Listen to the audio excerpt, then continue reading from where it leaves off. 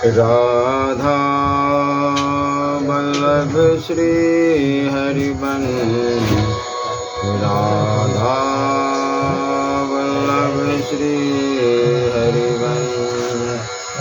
नारायणं नमस्कृत्यं नरं चैव नरोत्तमं देवी सरस्वती व्यासं ततो जयमुदीरये। राधा मेरी माता है, पिता मेरे घनश्याम, इन दोनों के चरणों में मेरा कोटि कोटि प्रणाम। श्री परमात्मने नमः। धोबी दर्जी और सुदामा माली के पूर्व जन्म का परिचय। भालस्व ने पूछा, देव ऋषि, आपके मुख से मैंने भगवान श्री कृष्ण के पावन चरित्र का श्रवण किया, किंतु पुनः अधिकाधिक सुनने की इच्छा हो रही है। जैसे प्यासा प्राणी जल की इच्छा करता है, उसी तरह मेरा मन आज श्री कृष्ण चरित्र को सुनना चाहता है। आपने कंस के जन्म कर्मों का वर्णन किया और मैंने सुना। अब यह जानना चाहता हूँ कि अहो, जिसकी महती ज्योति श्री कृष्ण में लीन हुई, वह धोबी पूर्व जन्म में कौन था और श्री हरि ने उसका वध क्यों किया?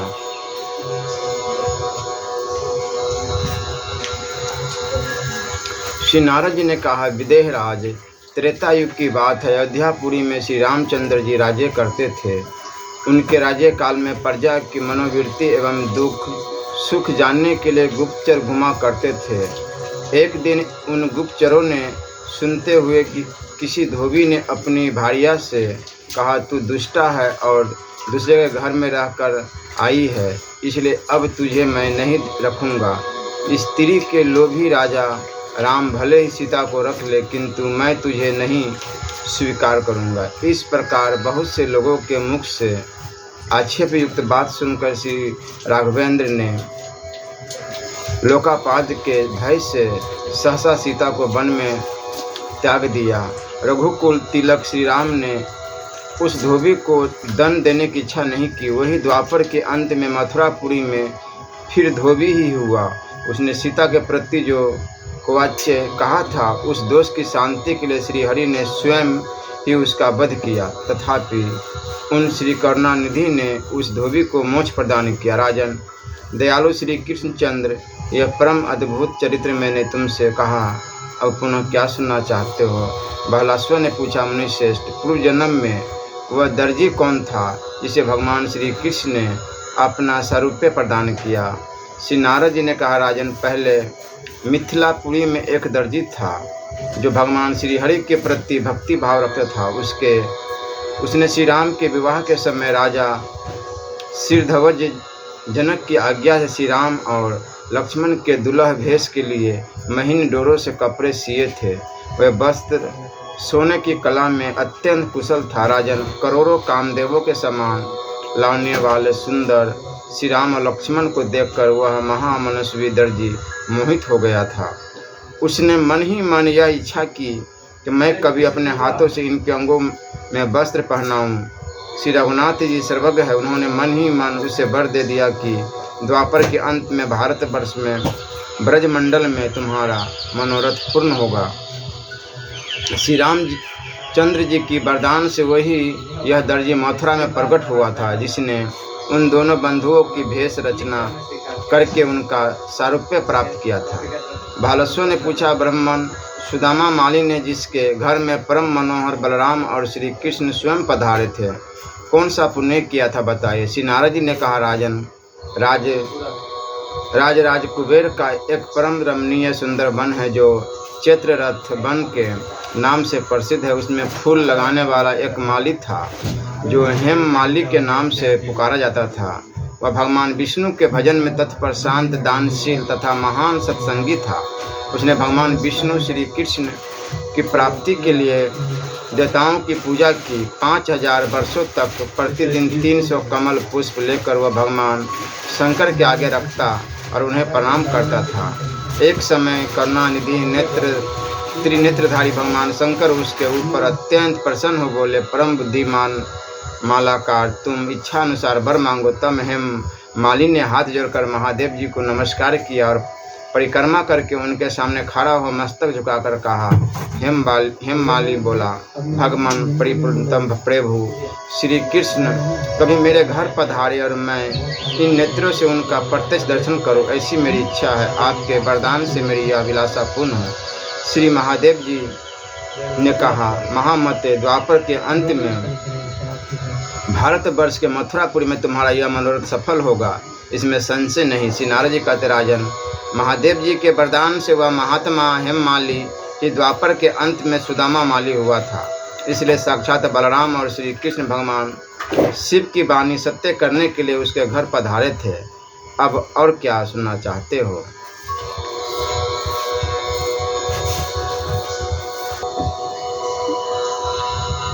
कुब्जा और कुल्यापीड़ के पूर्व जन्मत वृत्तांत का वर्णन बहुलासों ने पूछा। देव ऋषि सरंधिनी ने पूर्व काल में कौन सा परम दुष्कर तप किया था जिससे देवताओं के लिए भी अत्यंत दुर्लभ भगवान श्री कृष्ण उस पर रिझ गए?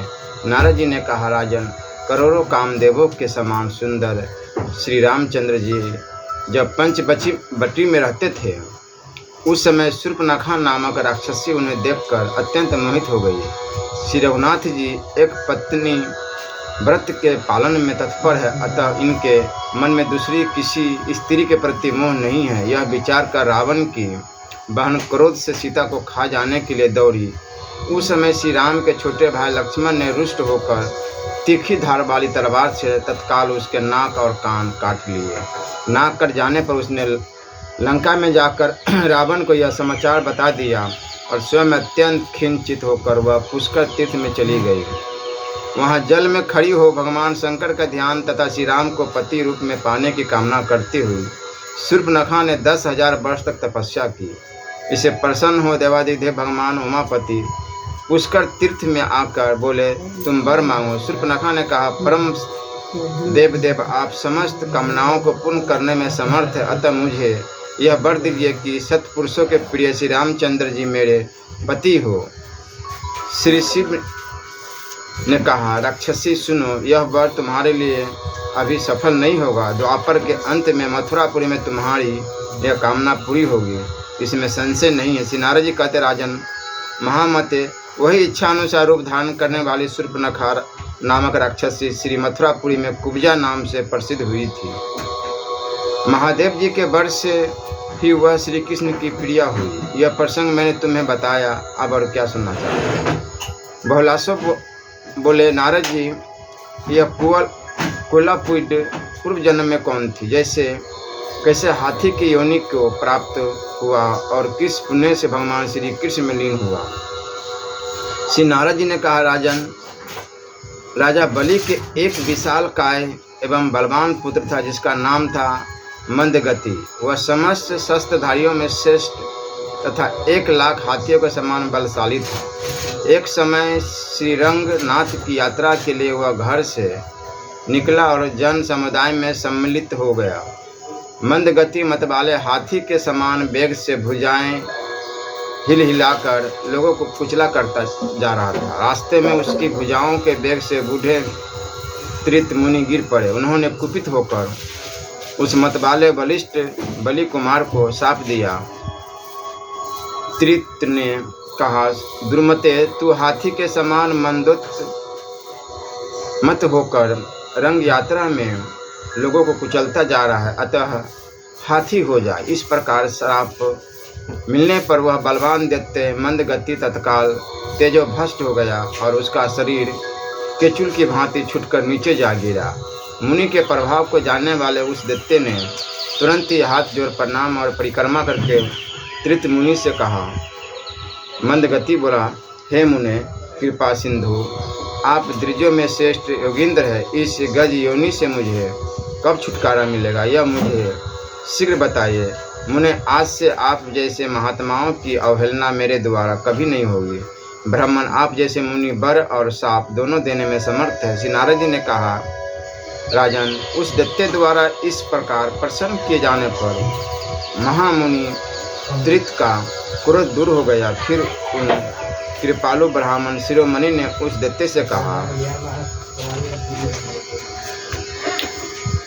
त्रित बोले, दैत्यराज, मेरी बात झूठी नहीं हो सकती, तथापि तुम्हारी भक्ति से मैं अत्यंत प्रसन्न हूँ, इसलिए तुम्हें ऐसा दिव्य वर प्रदान करूँगा जो देवताओं के लिए भी दुर्लभ। दैत्येंद्र, शोक न करो। श्री हरि की नगरी मथुरा में श्री कृष्ण के हाथ से तुम्हारी मुक्ति होगी, इसमें संशय नहीं है। श्री नारद जी कहते, राजन, वही यह मंद गति दैत्य विंध्य पर्वत पर कुएलापीड नाम से विख्यात हाथी हुआ, जो बल में अकेला ही 10,000 हाथियों के समान था। उससे मगधराज जरासंध ने बलपूर्वक लाख हाथियों के द्वारा वन में पकड़ा। विदेहराज, फिर उसने कंस को दहेज में वह हाथी दे दिया। त्रित मुनि के कथा अनुसार उसका तेज श्री कृष्ण में लीन हुआ। यह प्रसंग मैंने तुमसे कहा, अब और क्या सुनना चाहते हो?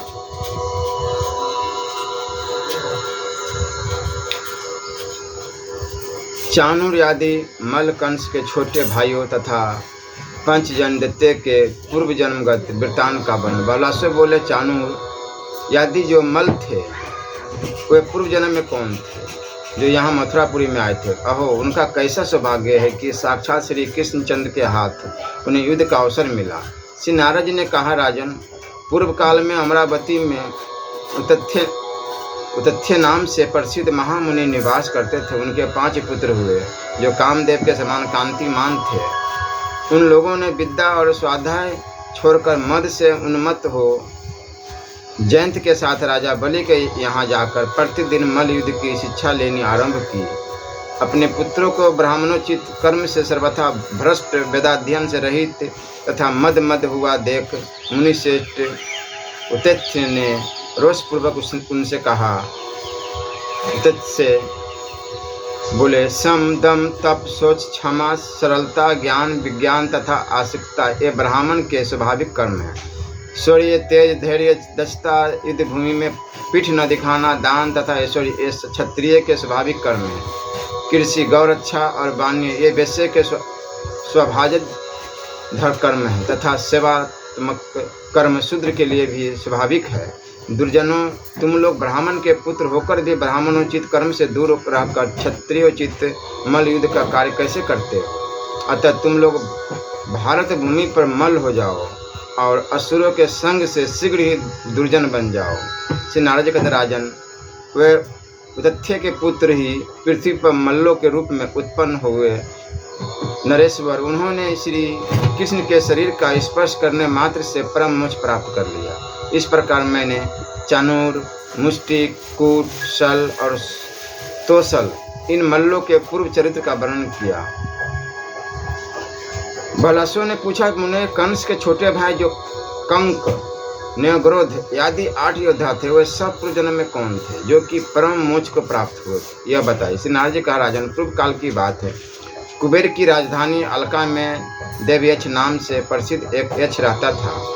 वह ज्ञानी, ज्ञान परायण, शिव भक्ति से सम्मानित तथा महातेजस्वी था। उसके 8 पुत्र हुए जिनके नाम इस प्रकार: देवकूट, महागिरी, गंड, दंड, प्रचंड, खंड, अखंड और पृथु। एक दिन शिव पूजा के निमित्त अरुणोदय की बेला में एक सहस्त्र पुंडरीक पुष्प लाने के लिए देवयक्ष की आज्ञा पाकर वह सब गए। उन्होंने भ्रमरों के गुंजार से युक्त सहस्त्र कमल पुष्प मानसरोवर से लाकर उनकी गंध को लोभ से सूंघकर पिता को अर्पित किए। फूलों को उत्कृष्ट करने के दोष से शिव पूजा से तिरस्कृत हुए। वे मूढ़ यक्ष 3 जन्मों के लिए असुर योनि को प्राप्त हुए थे। मिथिलेश्वर विदेहराज बलदेव जी के कल्याणकारी हाथों से मारे जाकर वे दोष से मुक्त हो गए और परम मोक्ष को प्राप्त हुए। नरेश्वर, कंस के छोटे भाइयों के पूर्व जन्म का यह वृत्तांत मैंने कहा, और तुम क्या सुनना चाहते हो? ब्राह्मण, यह शंख रूपधारी दैत्य पंचजन पूर्व जन्म में कौन था जिसकी अस्थियों का शंख भगवान श्री कृष्ण के कर कमल में सुशोभित हुआ? श्री नारद जी कहते, विदेहराज, पूर्व काल में से ही ये चक्र आदि त्रिलोकीनाथ श्रीहरि के उपांग रहे हैं। वे सब के सब उनके तेज से संग्रहित हुए थे। राजन, उनमें से 5 जन्य शंखों को बड़ी ऊंची पदवी प्राप्त हुई। वह श्री कृष्ण के मुंह से लगाकर उनके अधरामृत का पान किया करता था। एक दिन शंखराज ने मन ही मन मान का अनुभव किया और इस प्रकार कहा, मेरी कांति राजहंस के समान श्वेत है। मुझे साक्षात श्री हरि ने अपने हाथों से गृहीत किया है। मैं दक्षिणावर्त शंख हूँ और युद्ध में विजय प्राप्त होने पर श्री कृष्ण मुझे बजाया करते हैं।